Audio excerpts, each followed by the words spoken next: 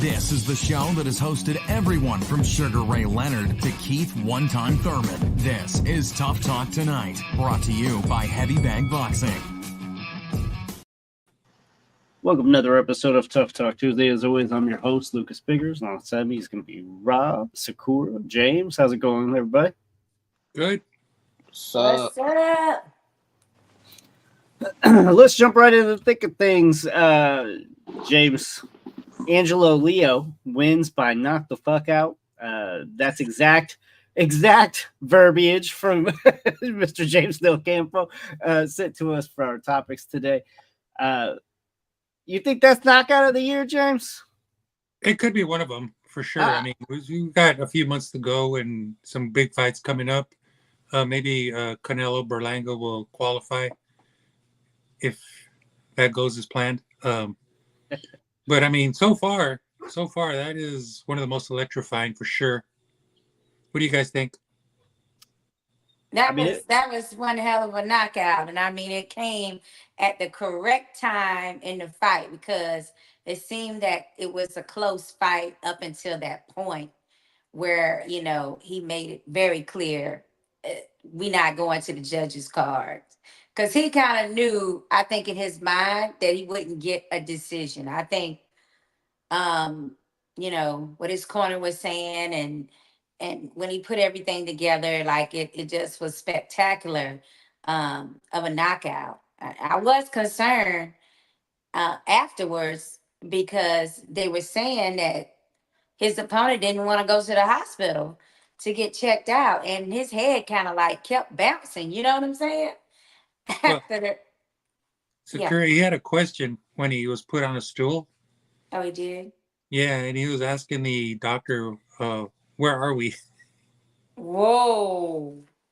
Yeah, and then for the doctor to still be like, oh, it's not necessary for him to go to the doctor. I mean, to the hospital. Come on. It's pretty serious. Yes, and you know what? I'm also hearing that after Sylvie got knocked out in his fight and he was down a long while, he refused to go to the emergency room also, which I'm like, what's wrong with these people that they don't understand that they really need to go, and moments are crucial, you know, after the incident. It's like seconds, minutes can really save your life. Right. If you do have something going on that you just don't see. But yeah, I mean, that's two occasions where people refuse to go to the ER. When I agree with what you're saying, because I'm like, you know, it could be the difference between recovery and not recovering. Right, because sometimes you don't have symptoms, but then you can have a brain bleed or something. I mean, Zab Judah, he went days. He went days without knowing that he had a brain bleed. You know, and thankfully he was close to his physician when he started having the episode or a symptom, and he was able to get medical treatment fairly quickly. But it's just the thought, like, no, it's always better to just go get checked out after something as vicious as that was occurs to you in your brain. I don't know. Can they do much for a brain bleed? Yeah, they do surgery for that. And but not only that, like, you know, your brain could be swelling as well. And how they do that is they actually, you know, crack a hole in your skull to give your brain more room to expand. They put you out, right? They put you in a coma. Yeah, and you put in a coma. You're in a what do they call it? A medically induced coma.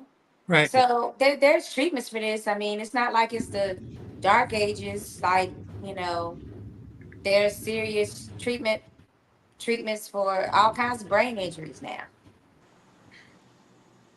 Well, that's all true. But as far as boxing goes, I was kind of happy to see that. It doesn't sound right, but because it was really, really violent. But I just, you know, I think I talked about this before, and you have fighters like I still can't say it. Navarrete, and there is definitely Venado Lopez we're talking about, Uh-huh. and a few others. Pitbull's one of them, and they fight differently from one another. But that style to me is when you just got to jump on early and just jab them as they come in, set the distance, quick 1-2s, right down the pipe as they drop their hands, and maybe even hook here and there. But it's that style that I don't dig, and I never have, and that's why I've never been so high on Pitbull. And we saw that he got exposed by Valenzuela last weekend, and so I, here it is again. It's a classic right. example. So for all the young guys who are listening out there, it's all about really really good technique, about shooting right down the middle as opposed to dropping your hands and not being so disciplined. That's going to cost you. Yeah, I I mean, agree and Lopez had his disagree. luck had ran out. Lopez basically had became a champion with these flaws apparently, and I mean his luck just ran out with Leo But I mean, this weekend. isn't it? I mean, wouldn't you agree it's a matter of time? Well, we could say that about every boxer though. It's Yeah. it's a matter of time.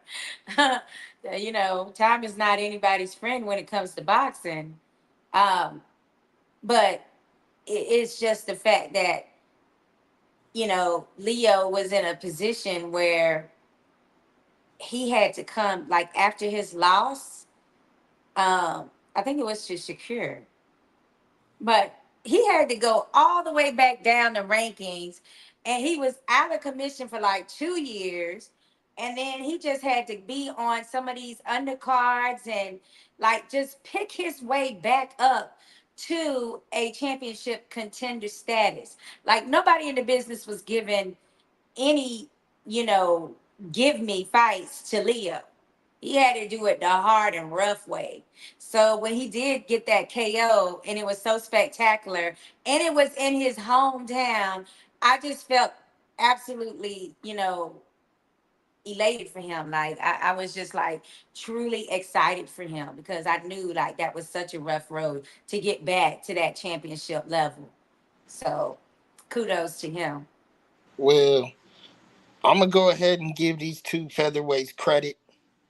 Yeah. Actually, um, it was a brutal fight, James, as you said. One knock that I have on the featherweights in these lower divisions is it does seem to look brutal because they throw a lot of punches, but they ain't hurting nobody. So I'm very happy that this one ended in a ktfo. We needed that action. We needed to see that. Angelo Lee also needed that under his belt. So I'm gonna give these two featherweights credit because, like I said, usually in these type fights, they're hitting each other with everything, including the kitchen sink, but don't nobody go down. Right, So you was almost about to miss it though. You was about to miss the KO because I was like, "Go over there now!" Like that fight is still an exciting fight. Go watch it, and then you were like, "Oh, these are featherweights. Ain't nothing about to happen." full full disclosure, I did miss it. I turned it off right before the KO. No, it was I did. moments before. It was moments like it literally might have been like three minutes in, like Yeah. from the time I told you to watch and it actually happened. Yeah, I looked. I said, "Oh, these are featherweights." And then boom. Yeah. I thought you had caught it. So after seeing that, Rob, do you think maybe I should watch more featherweight fights? Or are you still saying fuck that? No comment. No comment. Come on. Yeah. All right.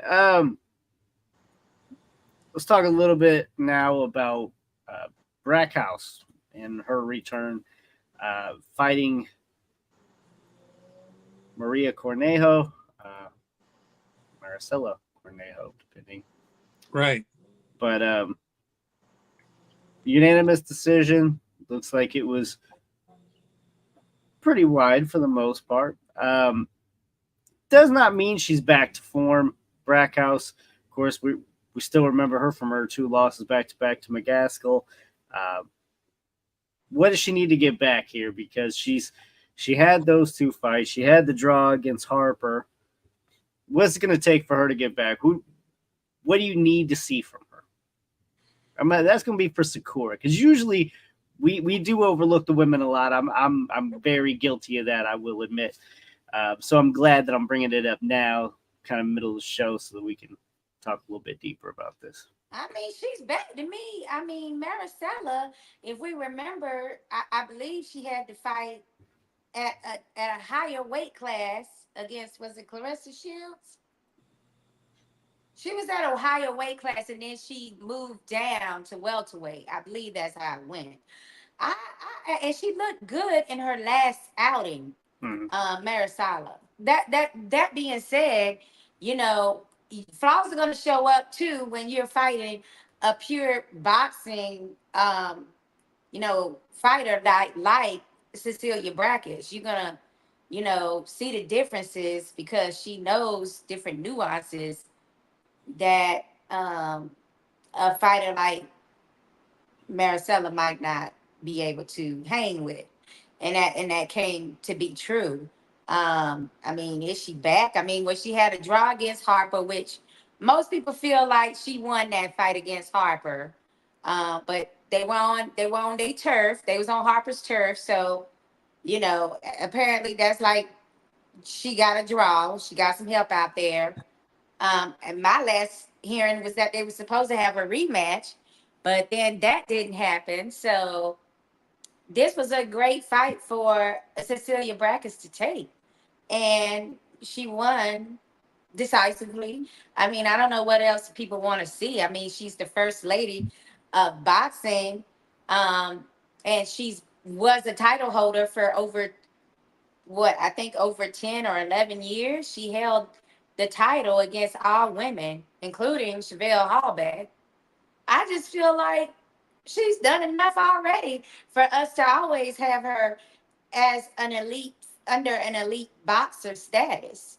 Um, Sometimes coming back against a fighter like McCaskill, I mean she did have Cecilia's number in a respect, but I also felt that Cecilia gave McCaskill too much respect in that fight that they were in. But that's neither here or there. I mean, we all seen McCaskill lately. She hasn't looked the same either. So, Nope. and she never was like a superior sweet science boxer anyway.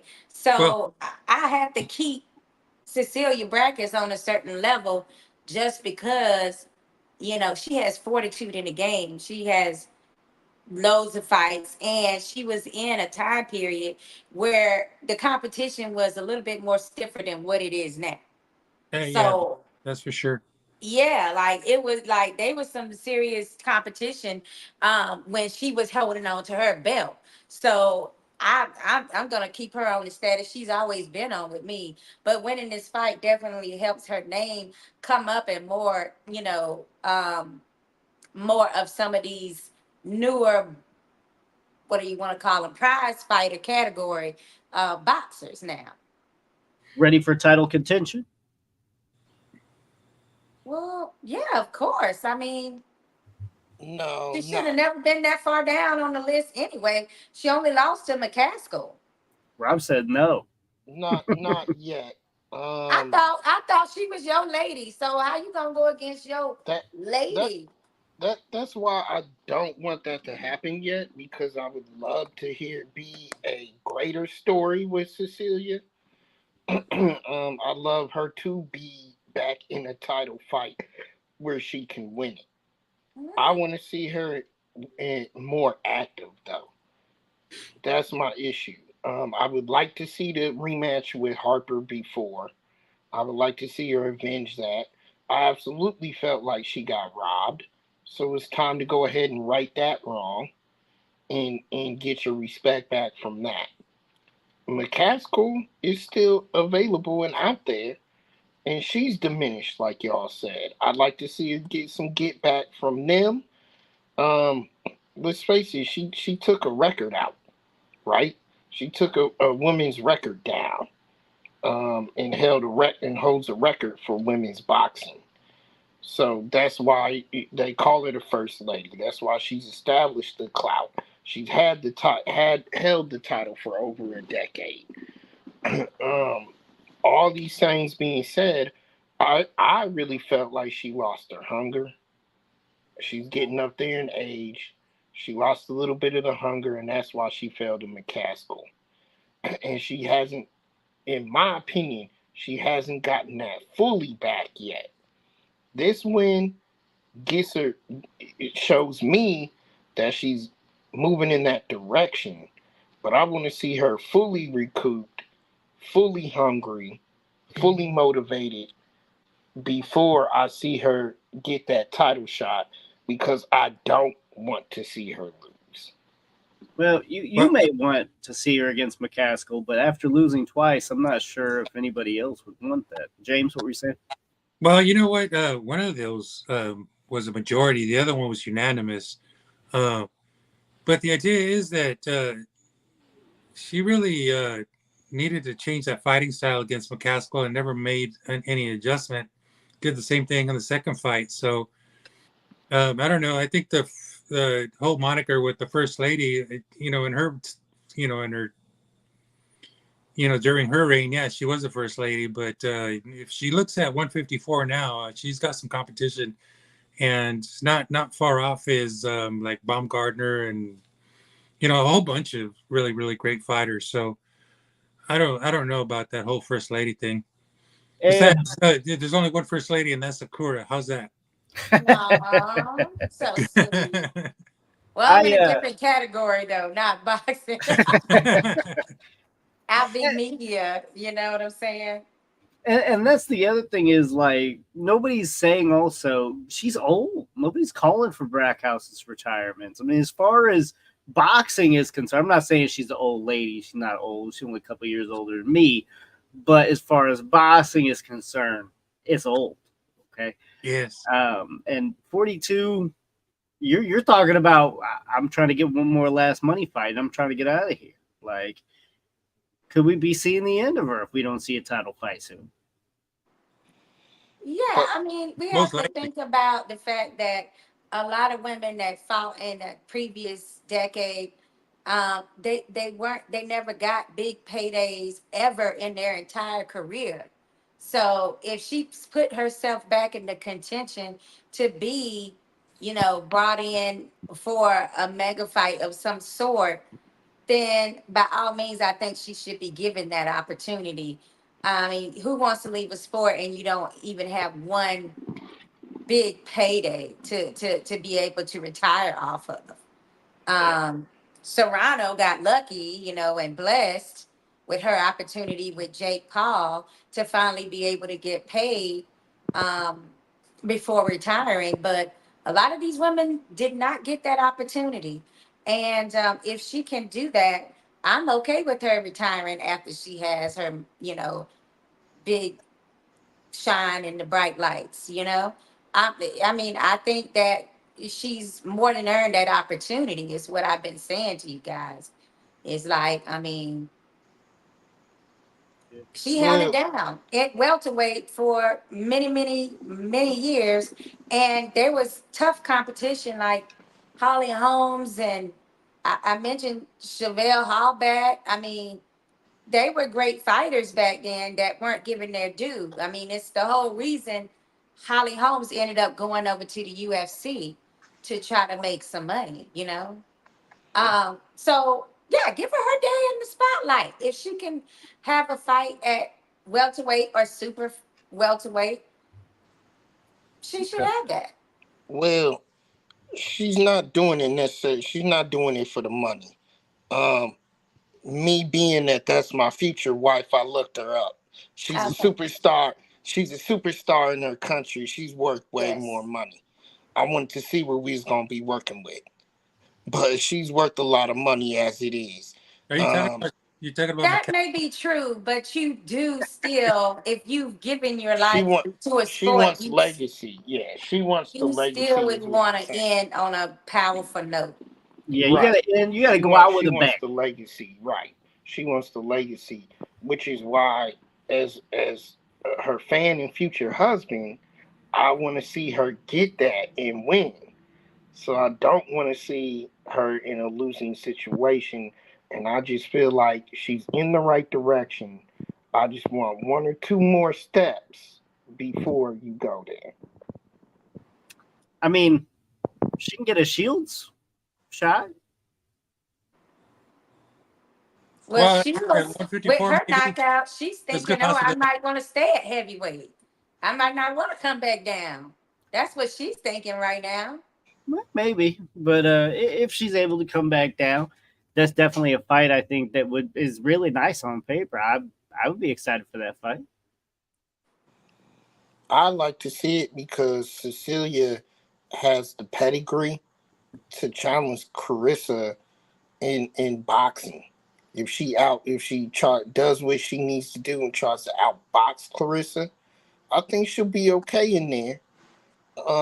In terms of it being a win situation for Cecilia, if she goes to 12 rounds, it would probably be a big win for her, win or lose. You're talking about versus Clarissa? Yes, Train wreck. James, yes. Train wreck. First round KO for Clarissa. And and This and lady just Train does wreck. know how, and that's why I'm saying she does if not know how she to counter. She if doesn't she goes 12 rounds with her, that would be a win. If she goes 2 rounds with her, it would be a win. Damn. I mean, I You just know think what, that James? the Fit me age. after the show, James. But Fit she I me is just after the feel beautiful. like show. there's that age difference is it would show in the ring more than anything else. So I don't know if that's the right fight for her, but of course, there's only a few women in the sport that you would even be able to garner a big fight with. You know, unfortunately, we only know about a Katie Taylor and a Katie Taylor and a Clarissa Shields. Um, I'm trying to think it and Amanda Serrano. Those are the only three top dogs that would get you a big fight. Michaela Um, Mayer, I mean, well, that's not considered a like a big big, payday. yeah. Like I'm talking about the money makers, like how Gotcha. Tank is the money maker of his, you know, era at light heavyweight and heavyweight. I mean, at light.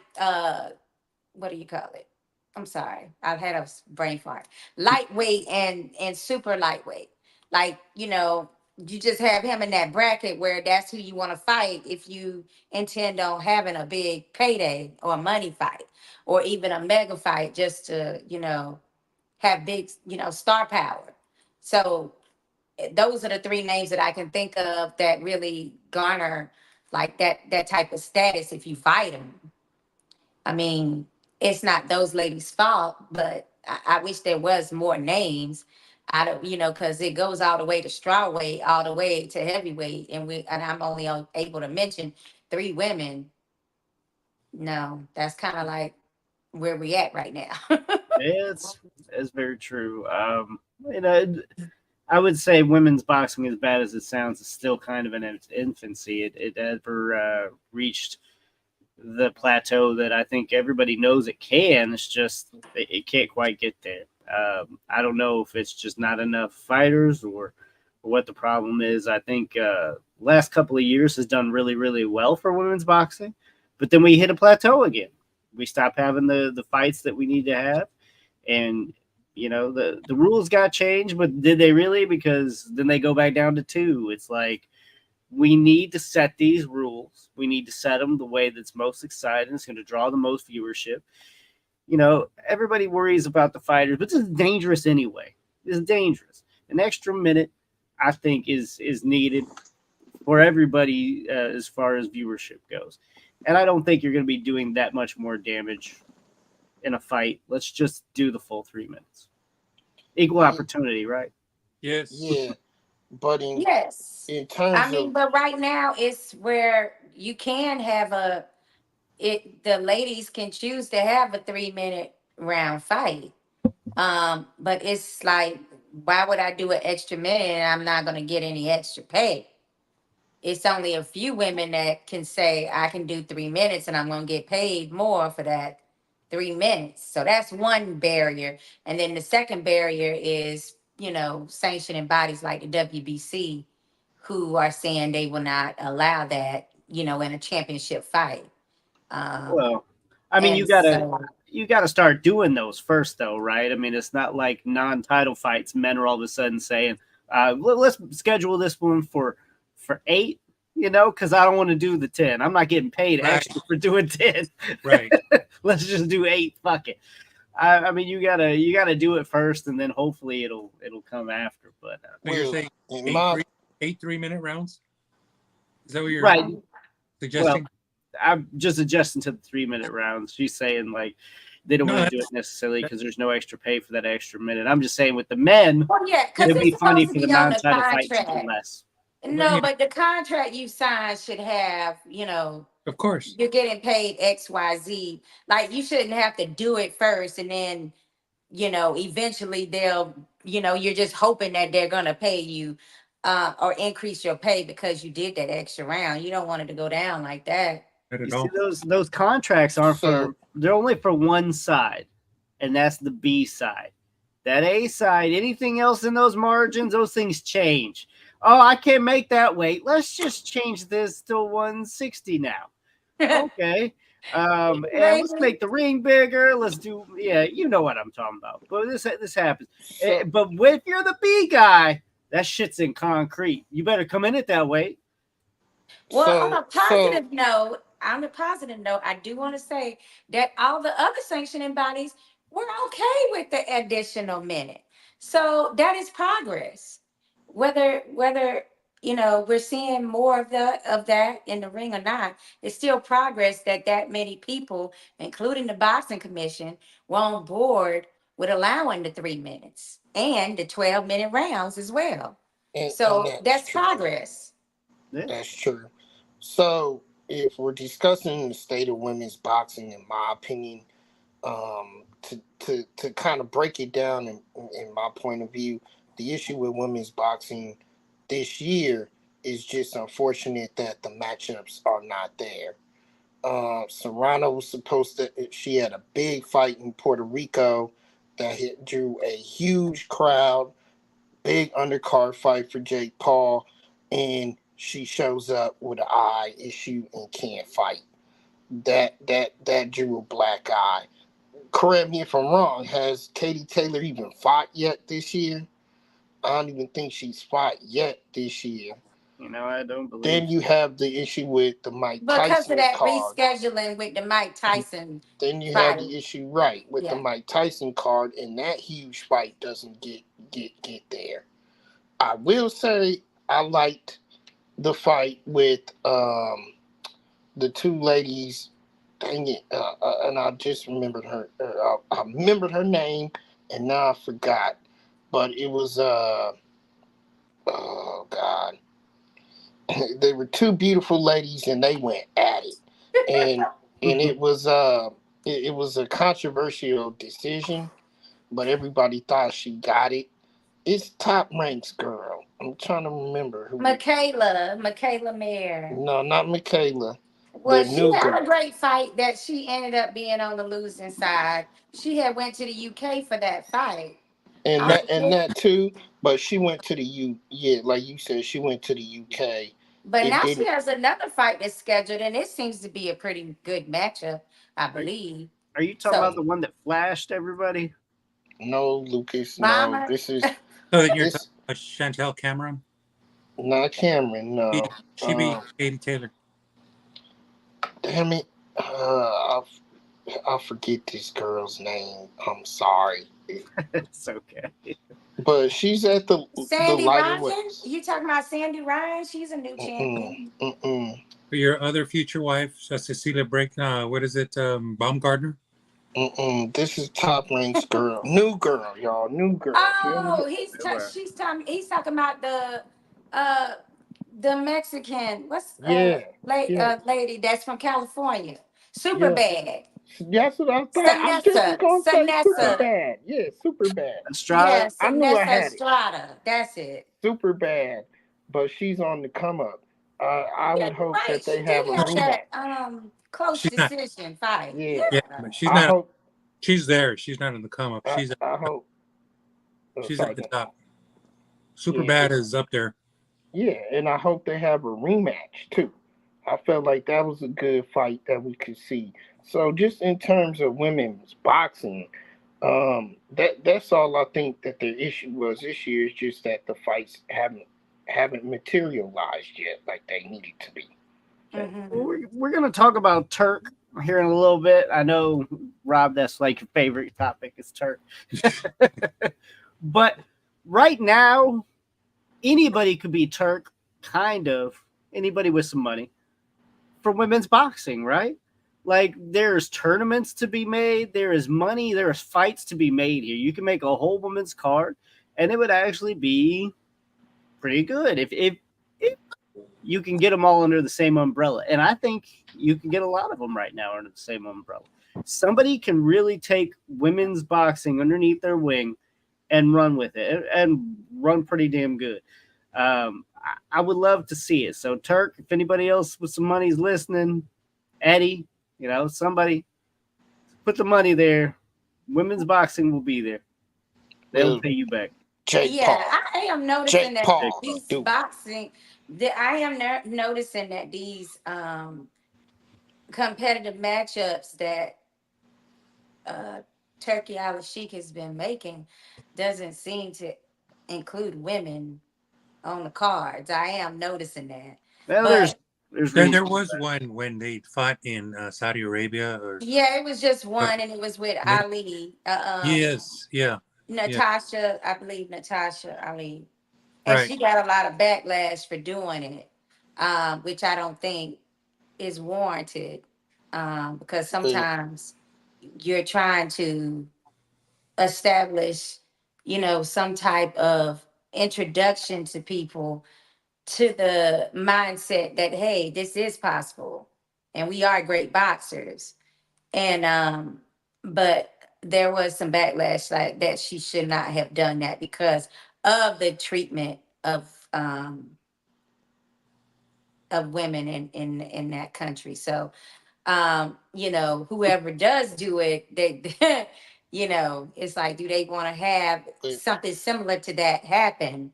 As a female, I'm saying, as a female boxer, or if they'll be seeing it as I'm trying to help the culture see that there is a different thought, there is a different way, and there is a different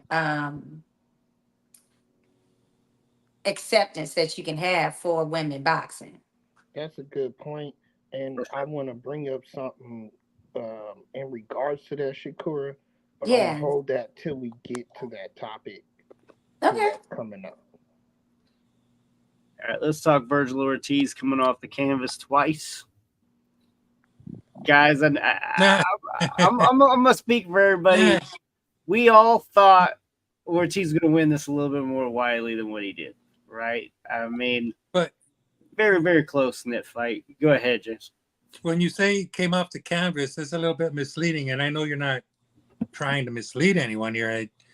But off the canvas means you landed on your ass, and they're kind of borderline knockdowns because he slipped in like slips, but they were. And you know what? Credit to his opponent Bohahuc. He landed the punch. He landed the punch, and that's why you get the points. But he didn't seem like he was wobbled at any point in the fight. no. And it's good because these knockdowns add controversy to this whole thing about like who knocked down who and the points and the judging and the reffing. And I think the referee did a good job. And I'm actually highly, highly surprised that there was a what do they call it? Like a replay or a overruled, or what do you call it? The instant replay, yeah. Instant replay kind of that thing came into effect as perfect. I'm actually shocked to see it. I had no idea. I was watching it going, wait a minute, what? I didn't know they can do that. And And they have. I They think Harvey have Duck done it was a little before in too. that Malone fight. There was a with the the boxers from they're like brothers that's from Australia. Maloney. But Maloney, yeah, they did Yeah, that instant replay out in Vegas for that. So it's been established that that's something a tool they can use. I And think I I know in remember. Florida we're now using instant replay as well. So that this is a new, this is something that all the states I think should definitely allow. I think I remember something like that in the Maloney fights. Yeah. One That of them. fight was kind of crazy. It was back and forth, and that was a crazy fight. But yeah, that's what they should be doing, James. It's great that actually is a tool that they finally are accepting. It's so easy to do, if you It's already have a network there that's recording and replaying, why not look? No, I it. agree with you because there's no way that Harvey Duck could have well, I'm not saying there's no way. That's not the right way to put it, but Right. Harvey Duck, didn't get the call right initially, and he's human, and these things Mhm. happen super quick. So I'm glad they're doing this because he's just human, and so to me, it's a good step. It's a step in the right direction. It Yeah. it feels like they forget that they have that ability. I think, they're like, oh well, and they don't want to go back and revisit it. One, I think a lot of them it's a very proud thing. They don't want to go back and be like, I was wrong. But I think a lot of it is also, like I said, it's just they forget that they have that option. Here in I mean, I Indiana, think it's more like the corners forget they have that option that because the corners are the ones that can be like, "Hey, we need a second look at that," we want to dispute that knockdown. Yeah, Well, Right. you gotta give Harvey Doc the credit in this one, Lucas, because after that round, immediately he went over to them and asked if they needed to see a replay. He initiated it, and the reason why we didn't get it, usually you're supposed to get it after that round. We didn't get it because they originally said no, we don't need a replay. And with him saying that, I think they decided let's go ahead and take a look at this thing in between rounds, and they did, and they got it right. that's a big step forward for boxing. So I mean, I love that. I hope that they continue to keep using it like that. And as you were saying, James, yeah, coming up off the canvas, kind of. I understand what you mean. It is a little misleading. I don't think he was dropped. Uh, Guys, Because they're borderline slips. yeah.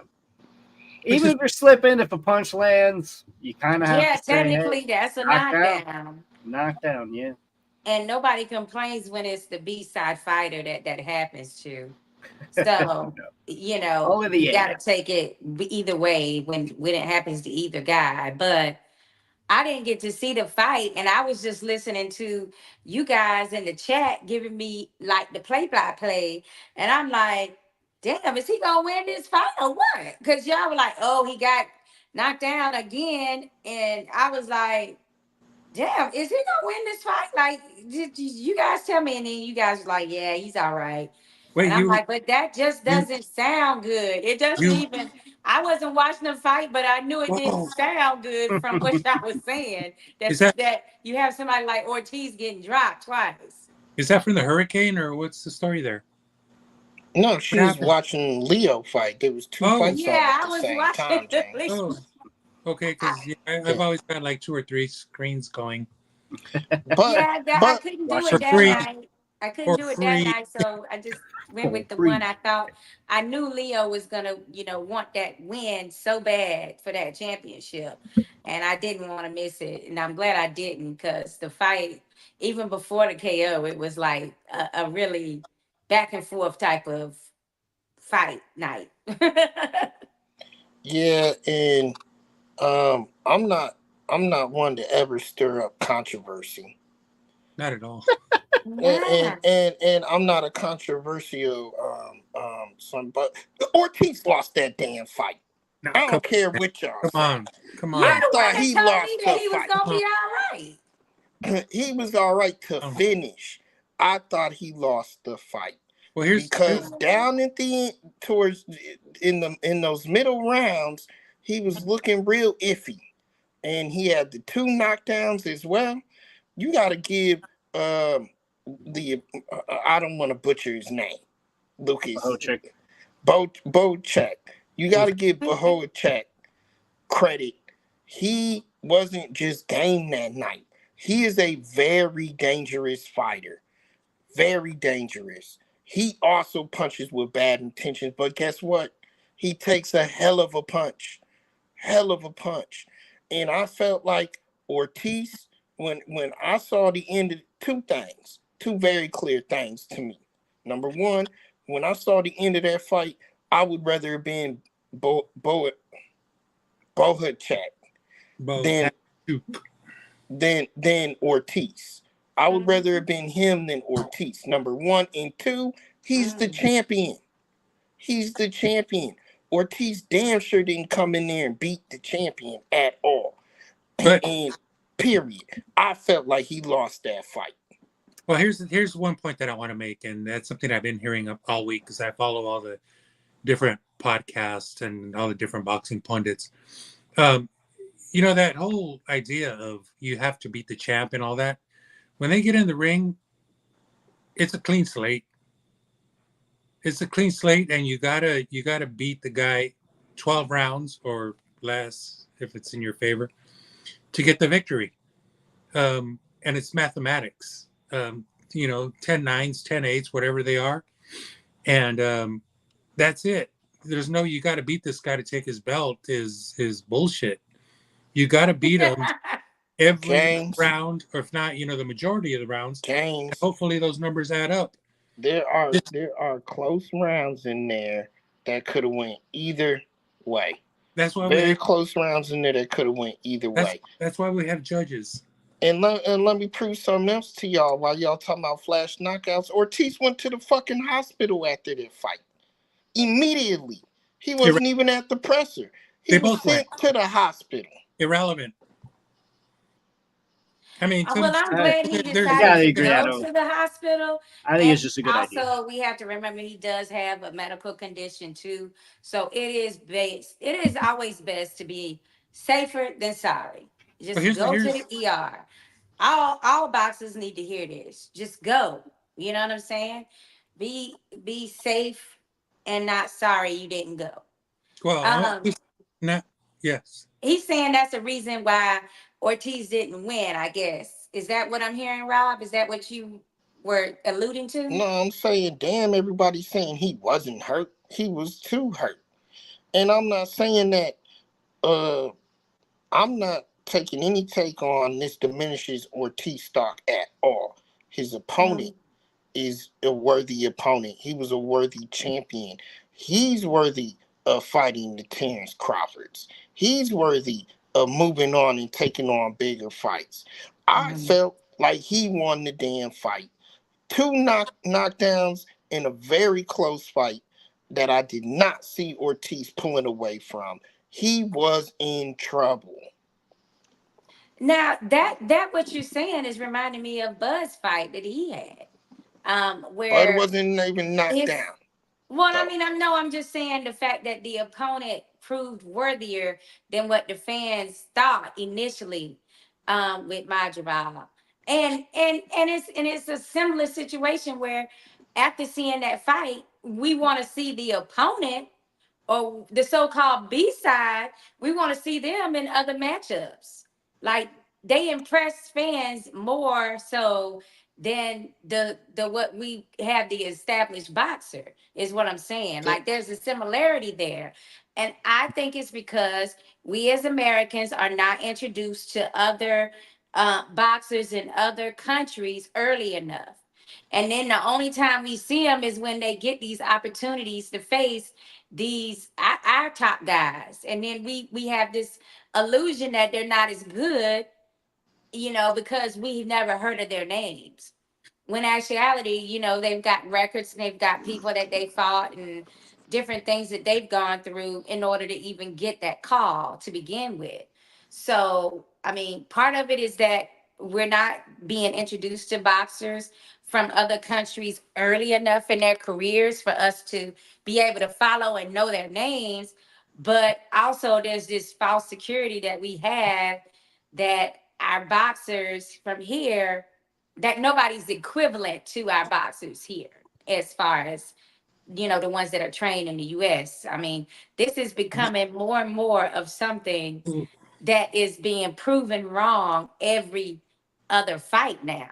Is Yeah, that these European boxers are coming and they tough. And they to do know some boxing. to And your we need point, to start giving them the, you know, at least the benefit of the doubt when they get on these cards, to not always be like it's some, you know, oh, this is gonna be, I never heard of this dude, he can't be good, you know. We need to stop doing that. well, no, to your point, he destroyed Brian Mendoza. That's Bohahuc did. exactly what I was gonna say. And so the idea On a is that big stage, he's got some stuff. He's got a good resume. he's a good fighter.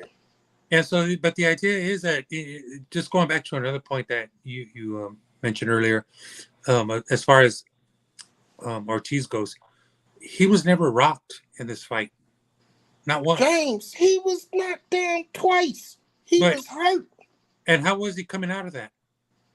Because I think both of those were partial. Well, ask his nose. Ask his nose how that was, because he got pretty cut up on the nose. That's irrelevant. I mean, How is that irrelevant? He might be bleeding. He might be, swollen and all that. He's punching and moving around about the ring perfectly well. Yeah, he's not showing signs. Get out of here. Sorry, Rob. He's just not. He's just not.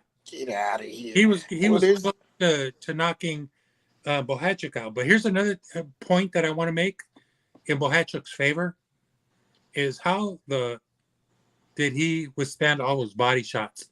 Because Ortiz worked his body perfectly, and it was like he was hitting a heavy bag. I mean, yeah, that's like when you have heavy training. Like that's when your body has been trained to the utmost. I think that 99% of the fighters out there would have gone down with all those body shots, and Bohachuc had a fucking smile on his face. But James, I don't know how in those middle rounds, he stopped going to the body as much.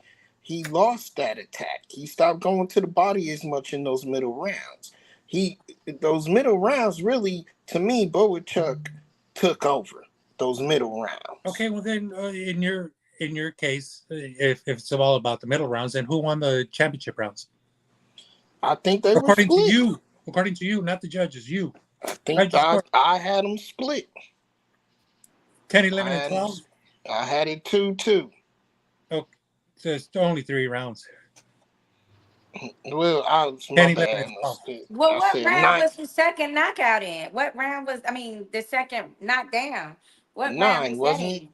Yeah, it was kind of in the middle. Yeah, it was in the 9th round. Man, I wish I could. 9 or 8, but I had that. But still, I had that round 9-8 round now.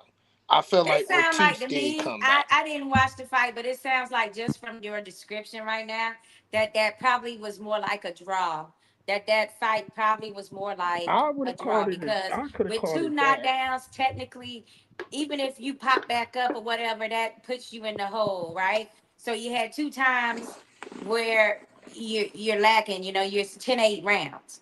And then you're saying that also there was some rounds in there that could go either way. And then you got Ortiz pulling out the championship round. So to me, it sounds like more like a draw situation than what did it end up being? A split decision? Majority, right? Majority decision. It was a majority decision. Yep. Yeah. So to me, it sounds more like that probably was more like a draw. And they because whether he's hurt or not, those points still count. Hey, like whether he's really hurt or not, it's still a 10-8 round. I wouldn't have a problem with the draw here, but someone had to win. Someone had to win, and here's a point that I wanted to make about all this dissension that we're developing here in boxing, because that's just another fucking layer on our cake. But the shit cake. Sorry. Mhm. So the idea is that now you have, going back a little bit, promoters going into the ring after the fight saying this guy got robbed. Case in point, Bob Arum when Catterall beat Josh Taylor. And it's like, since when the fuck do we see promoters crying about the decision? Normally they take their money and fuck out. And most recently, one of the best trainers in the game, Madrimov's trainer, went on social media saying, I'm sick and tired of the judges and this and that and the other. And I'm thinking, you know what, bro, you're a great trainer. I think you're one of the best out there. He happens to handle a lot of Eastern European fighters. But the idea is, you just didn't win. You didn't get it. You didn't get the tie. You got the F. You don't proud sympathize a little bit though? I was Like, gonna say, James, come you on. don't Be never proud. wrong. Be Listen. proud. That be the same one that be talking And then- cash shit when it's one of his boxers that Well- doesn't get the decision. Then we see Manny Robles, and he's a sensational trainer. I mean, I love his work with. Yeah, Robles is the shit. Yeah. And then they come on and say, oh, you know what, this and that and the other. And we got robbed, and we got, and I don't know what to do, and blah blah blah. And it's like, fuck, what is boxing becoming when the trainers come I out? mean, and but Because they're that's how finally bad speaking it's out getting. in there. But No, but the thing Wait. of it is, No. James, is you have to give them credit for speaking out when I they're don't. up against.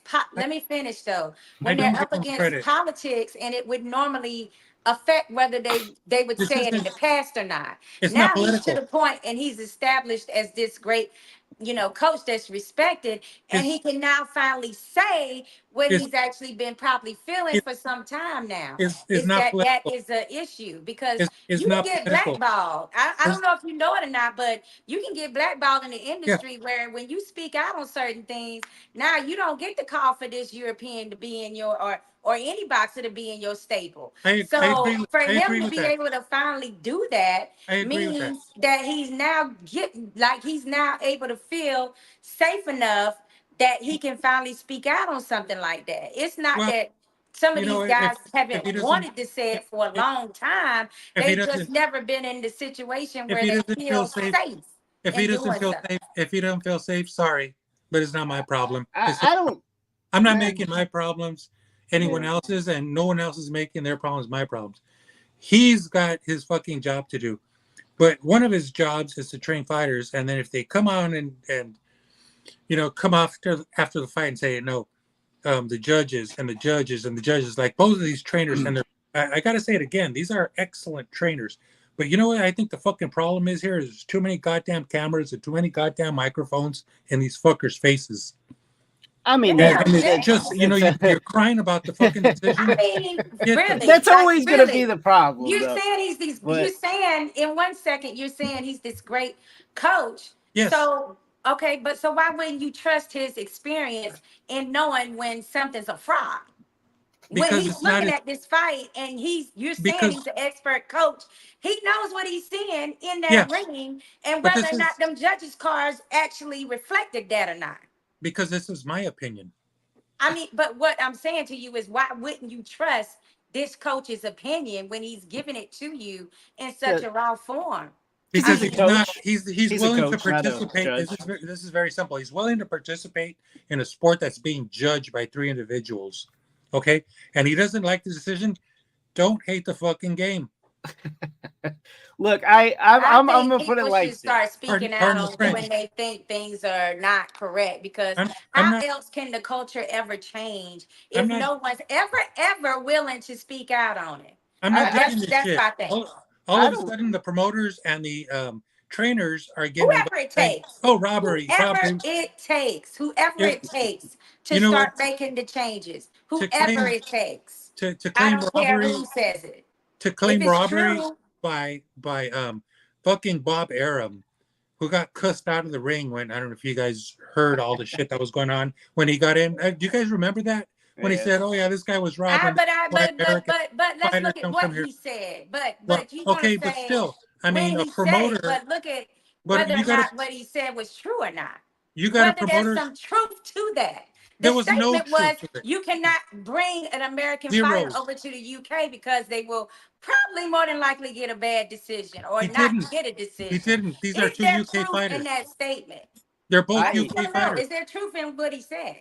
No, Look, zero, nothing, none I- whatsoever, absolutely nothing. I'm If gonna they're say it. saying something and it's a lie, then that's one thing. But if they're saying something and there's some truth to it, I'm gonna give them their hats off for saying And it. Look, and what about when there's no truth to it?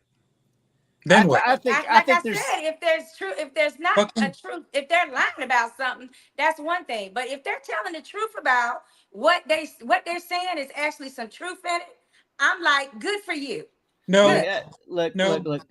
James, whether you want to admit it or not, I'm sorry, but boxing's very political. The It is. I agree A with side wins in a close fight 99% of the fucking time. Look, these were very close fights. So we're talking Virgil Ortiz and Bohahuc. We're talking Crawford Madrimov. Both very close fights. You didn't hear me bitch about either one of them. You know why? Because they were like that close on the scorecards. The judging was actually at least somewhat close. Decent. Now, that's not necessarily meaning the right guy won. That's just meaning it was a close enough fight that I'm going to leave a margin for error and say, fuck it.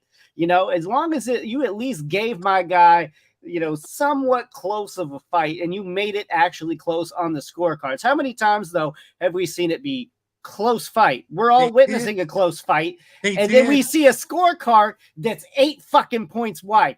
Look, this is not it. I understand that, but hang on. Hang on, James. It's not the case here.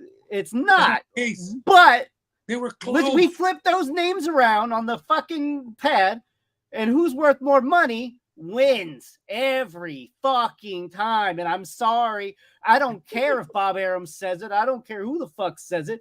But it needs to be said. It needs to be shouted from the fucking mountaintops so that it fucking stops, okay? I'm sick of the A side winning every fucking time. If it comes to a scorecard, how come we always say A side's going to win? Let's wait for it. And we know with Canelo, right? You practically have to knock the motherfucker out to win. Bivol dog walks him and only wins by 1 fucking point. That's the problem, James. That's the problem. And you know what? I'm not arguing with you. It was not close at all. The problem is when you get a close fight there, and he fought to get it that close. He both these guys practically killing themselves in the fucking ring. Bohahuc himself probably went to the fucking hospital. And what does he get awarded with it? Nothing, because as the popularity game, it's going to go right over to Terrence Crawford. It's going to go right over to Virgil Ortiz. It does not matter what kind of effort you put in that ring. It does not matter. It's going to be close, because if it's close, you're getting fucked. And everybody in boxing knows it. All good. And I agree with you. But do you think Bohahuc won the fight? No. Thank you. But it could have been a draw. It was that close. So there's got to be a winner here. There doesn't have to be a winner. And it doesn't have to be. Draws are a thing. I think that Bohahuc lost that fight. I think either one of them could have win. Either way. Bohahuc he did an exceptional job here, and he lost. He lost.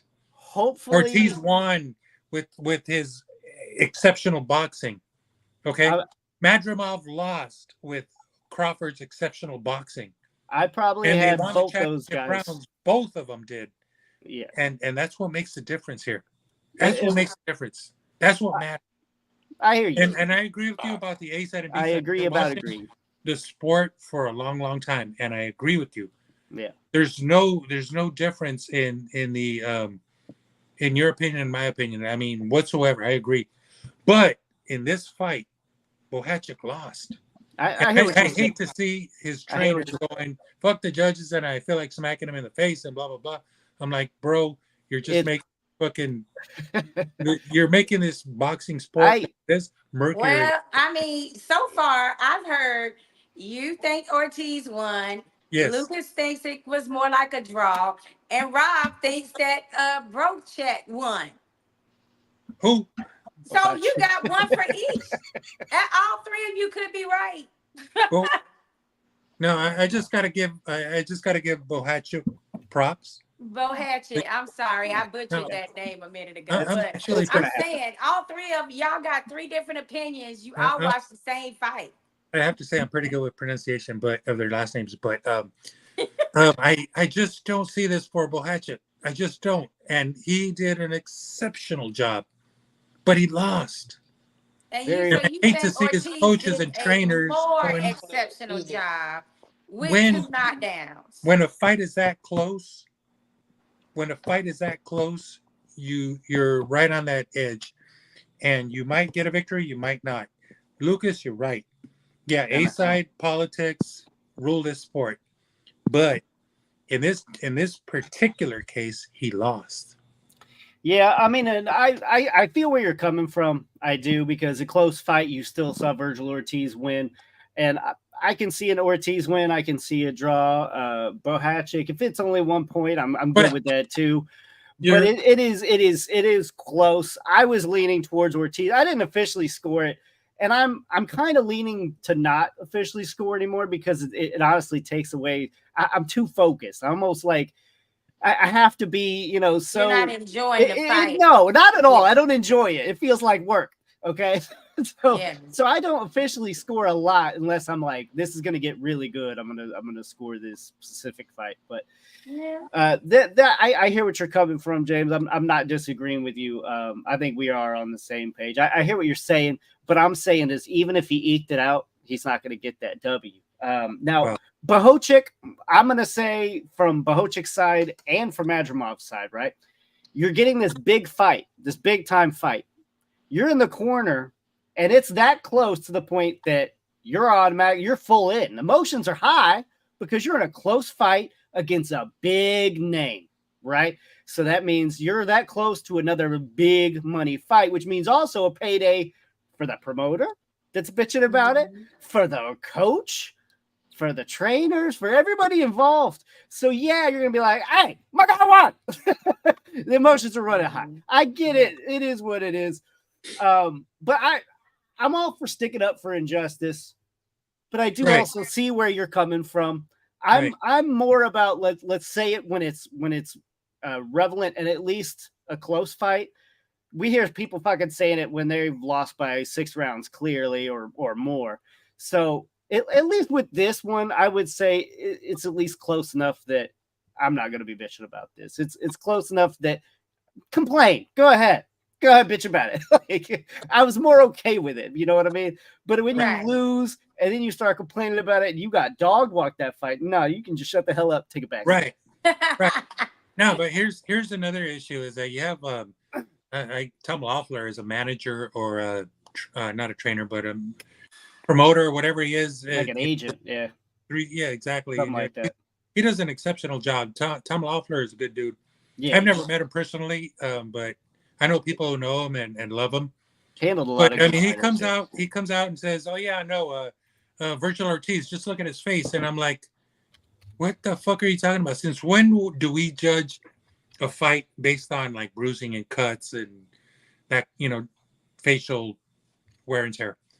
It just doesn't work that way."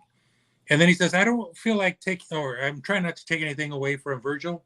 Like you just did. He won. And you're alluding to damage on his face. I mean, I'm a huge Virgil Ortiz fan, but I'm a huge Virgil fan. You guys all know it. I was talking about Virgil way before anybody else was. Everybody knows that. But my thing is like you can't say that his opponent looked exceptional and then have Virgil with 2 knockdowns and also say he was more exceptional. Like, it just don't look good.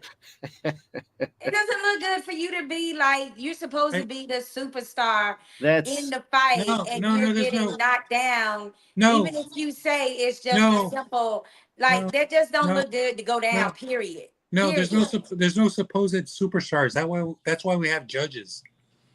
No, that's not true. We just got through talking about A sides.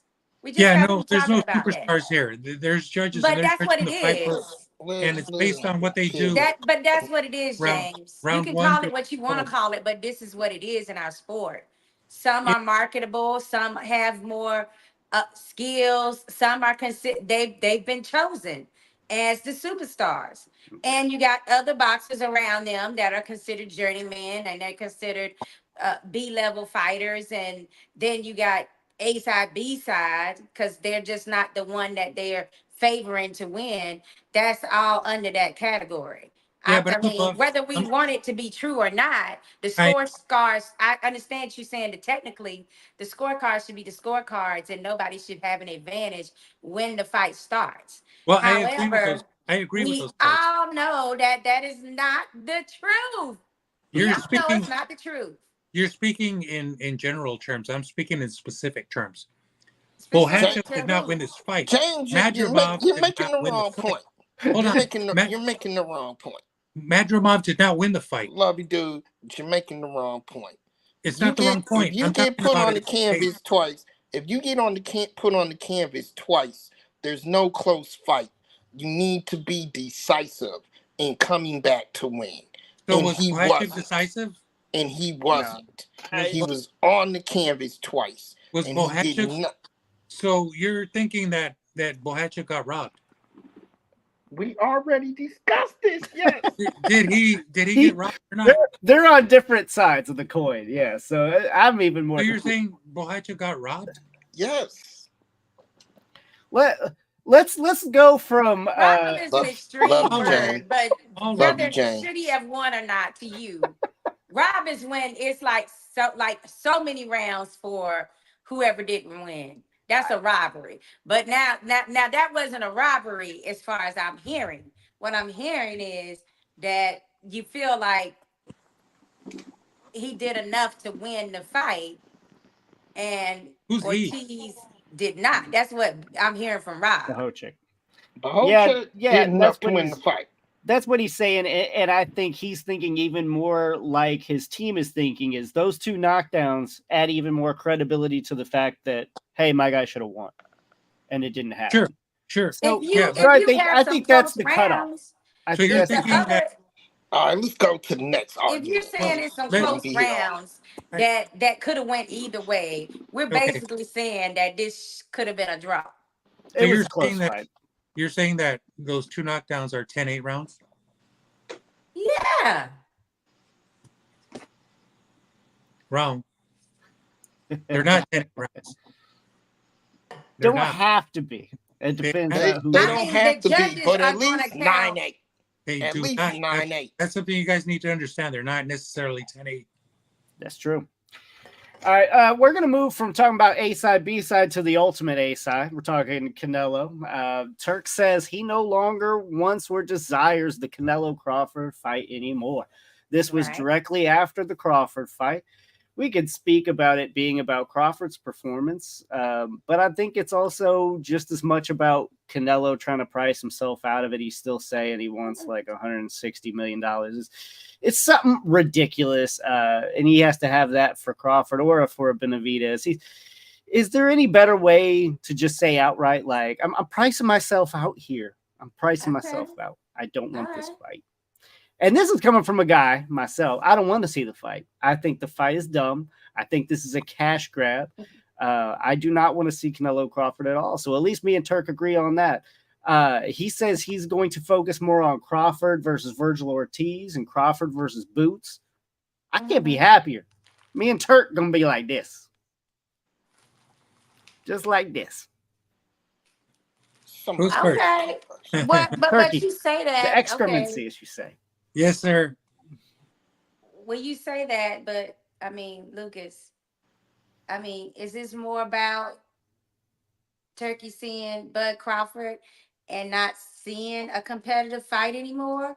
Or was this about him and Canelo going back and forth in some type of bidding situation, and he got sick of Canelo trying to basically get more money than he feels he should get? Or Because we all know it's not about Prince Turkey not having enough money to give Canelo what he wanted or what he said. It's about whether he felt like that was warranted and whether he was just doing it to create barriers to fighting Bud. See, I don't know about that. I'm gonna go with Yeah, option C too. There's an option C, Okay. and that may be that. It sounds what I'm getting reports from is that last fight for Turk, they lost about $10 million in that fight. They did not come out ahead. So the fact that they're losing money, and he thought that he put together a pretty good card, that may lead him to believe that I'm going to lose money with Canelo no matter what I do, because he wants so much money that the card I end up having to put together, I'm going to lose even more money. That's allegedly, by the way. Nothing's been official. I said I said reported. I didn't. Nothing's ESPN official. Rob, sorry. Let me go to the facts, because you have to hear it from both sides. Both sides have made their statement. Turk has made his statement live on TV. Canelo has addressed and made his statement to the public and everything after the Berlanga presser. Okay, what we have here is a communication business problem. Period, is what we have. Turk is looking and does look at making the best fights possible right now. He's really, really invested in this. He was invested in boxing coming up, and he's made himself to the point where I feel like he's made it up in his mind, no matter what cost, he wants to make the best fights available.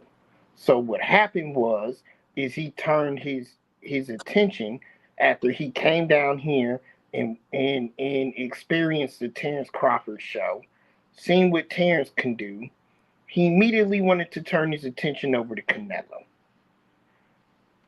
Now, this is where it gets dicey, because Turk said they submitted an offer to Canelo, and according to Turk, Canelo evidently didn't like that offer. Now, what Canelo is saying is that's not necessarily the case. The issue with Canelo and his team is that you're wanting to negotiate and talk to me about this fight right now when I have Berlanga on my plate. I'm only focused on the man in front of me. Please, I'm focused on it's a Berlanga. goddamn lie. We're talking about he been planning 2 or 3 fights in advance for years. What he said, he said, I'm focused on Berlanga. And that's when, right after, when he was this last presser with Berlanga, Turks reached out to him and said, I want to meet you there and have this discussion. And Canelo said, no, I'm focused on Berlanga. I'm not going to take the meeting with you right now. I'm focused on what's ahead of me and in front of me, not the future. And that's when Turk went ballistic and started putting out these pressers about, oh, Canelo don't want to work with me. He don't want to work with me. He respects my business, but he don't want to work with me. And now he's immediately transitioning from, oh, well, he's not on our radar. Because that's what he said on the telecast on DAZN now. All of a sudden, Canelo is not on my radar. Okay.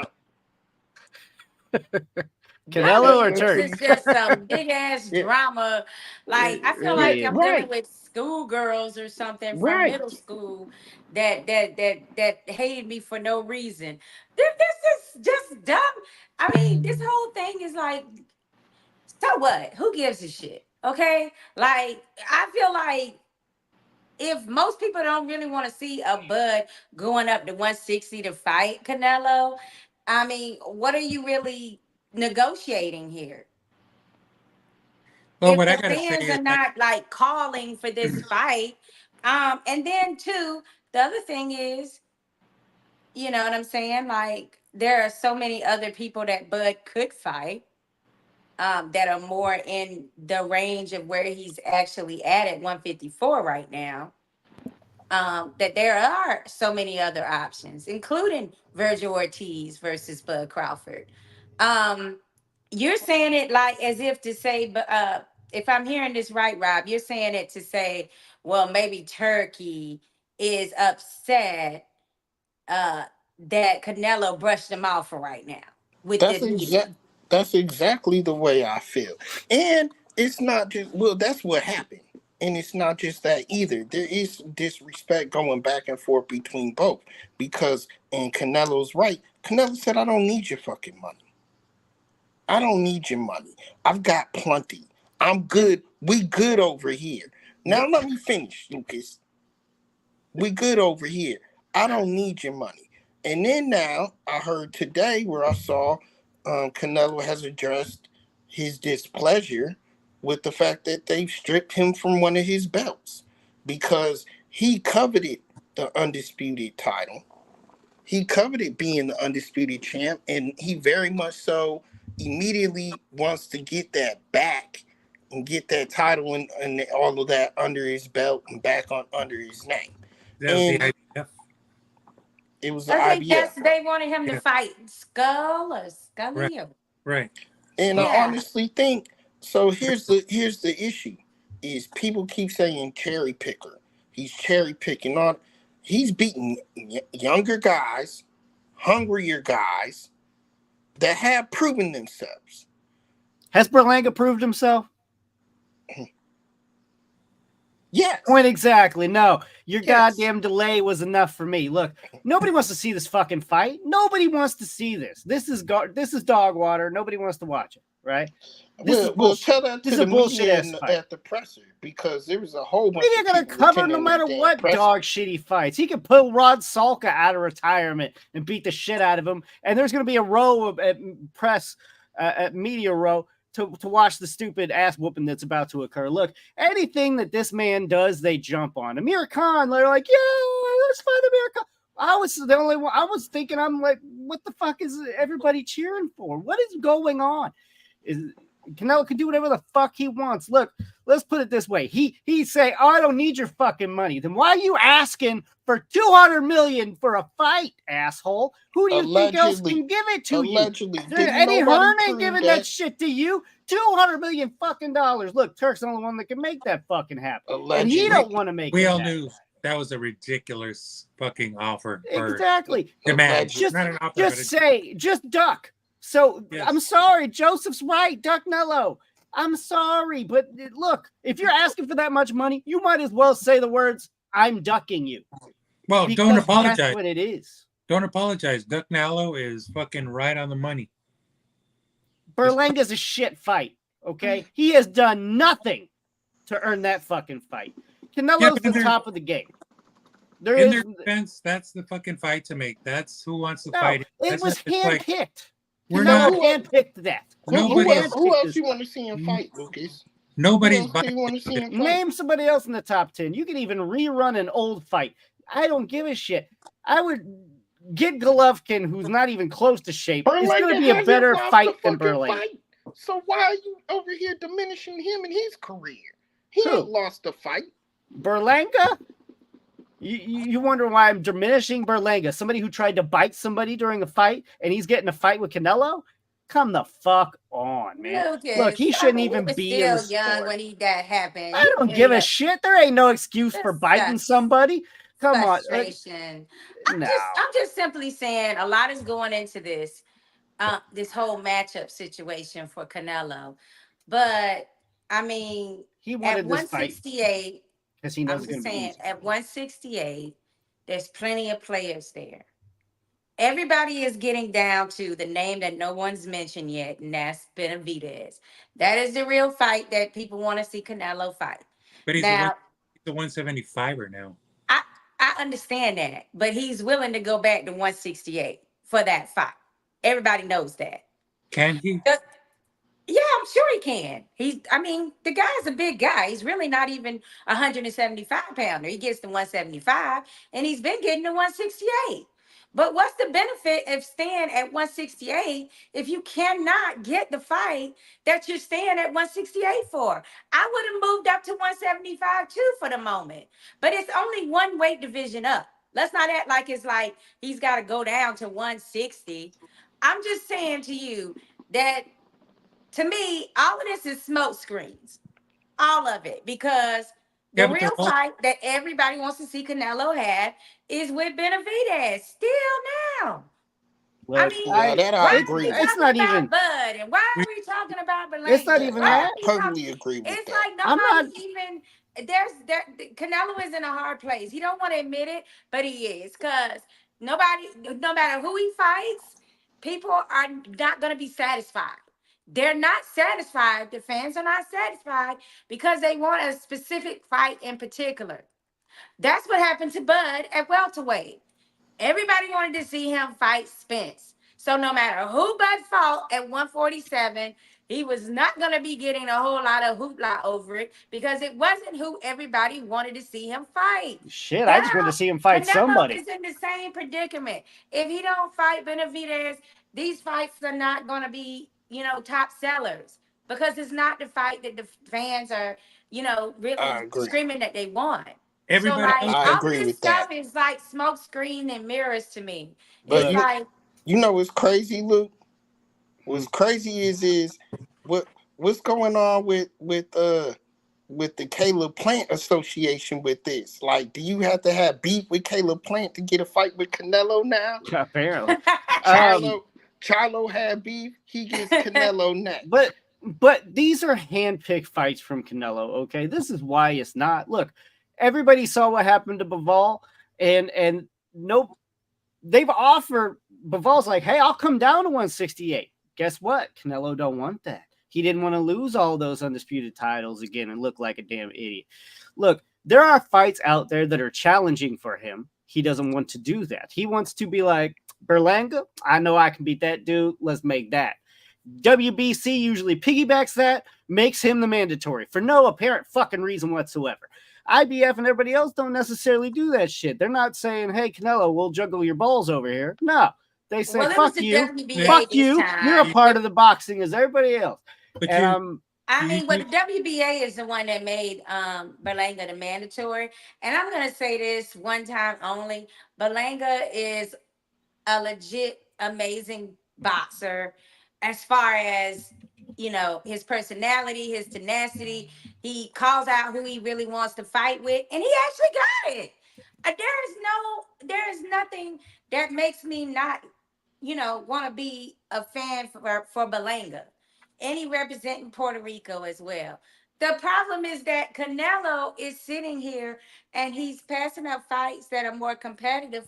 And when, the excellency, when he's trying to make a competitive matchup, which, by the way, I don't necessarily know if it's a competitive matchup with Bud Crawford, but when he's trying to put something together with a skilled boxer against Canelo to see what would happen, at least, it's still like you're getting this resistance. There's a lot of resistance there, and I just don't understand why.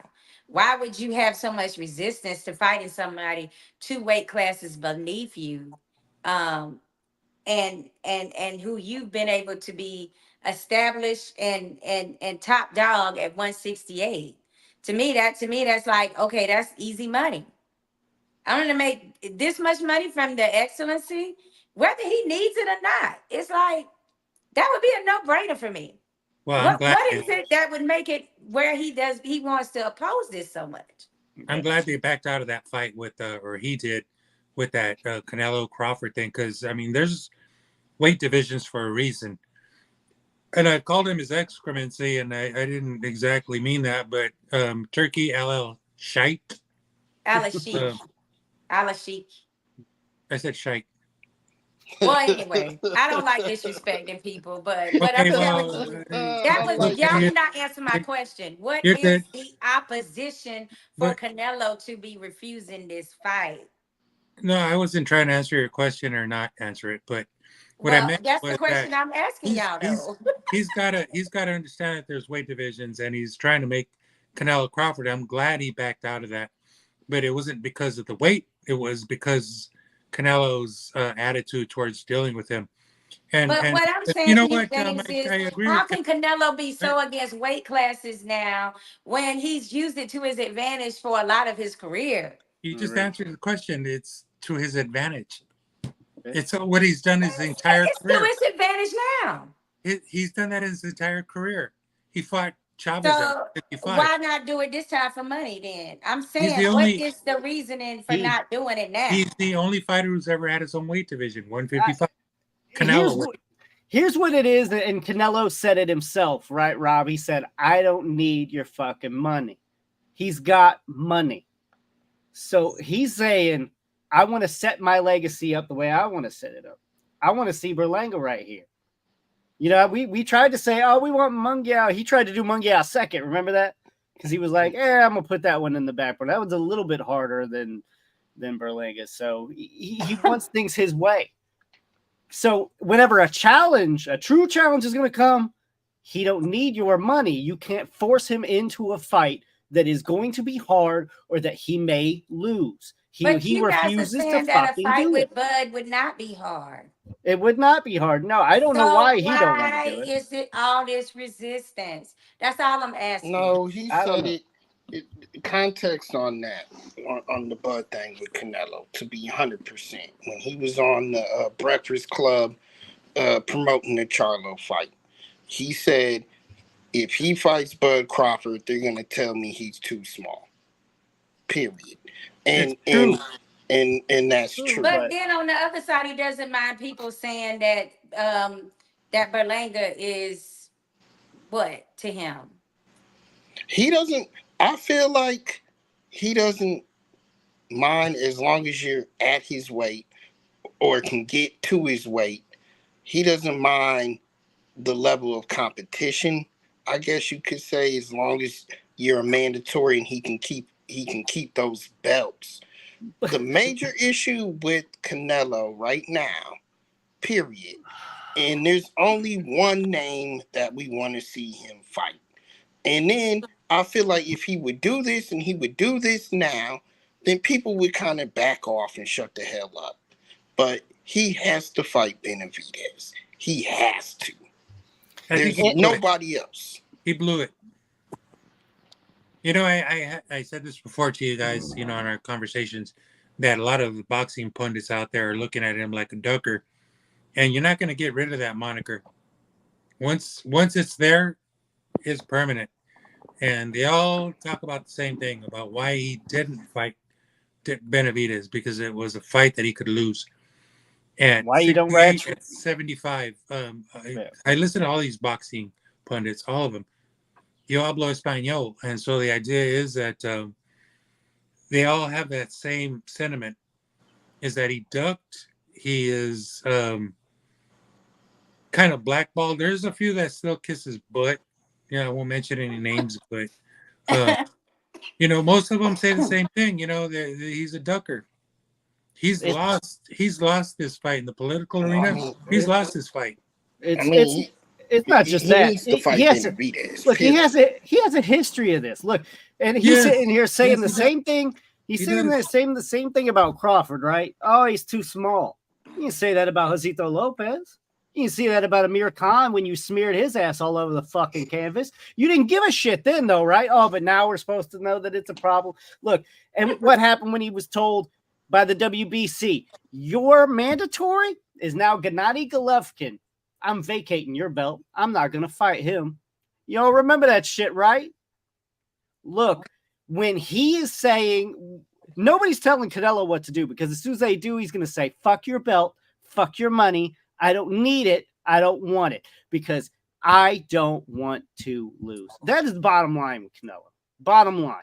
This is his whole entire career. This is what the actual boxing pundits are going to remember. The dumb fucking community of the commons are going to, oh, he beat Golovkin 3 times. Shut the fuck up. He lost to Golovkin. He lost to Golovkin twice. And with that, we just lost all of our sponsors. But that's what this is. Welcome, sponsors. James, what do you got for a shout out tonight? Well, Charles Conwell won by TKO, or KO rather, and someone that we've had on this show, Sims Kenny Jr. Sims. That's right, Kenny Sims Jr. Yeah, also won. So shout out to the two of them, to the both of them. You guys did it. We're proud of you. Yep. Hope to get one of you two or both of you on the show soon. Kenny Sims, one of the most underrated professional active boxers out here right now. For sure. He looked great doing it too. There Definitely was check some that good, fight out if you didn't a see lot it. of good. Sorry, there was a lot of good undercard action, and we didn't mention it. So we're talking about the Can Man, but there's a lot. Well, we did cover a lot of good stuff too, like Good breakout and so forth. But yeah, absolutely. Awesome. All right. I think that's about it for the night. Thank you all for tuning in. As always, don't forget to tune in to every Tough Talk, 9 p.m. Eastern, 6 p.m. Pacific. As always, we don't pull any punches, and we'll see you again next Tuesday.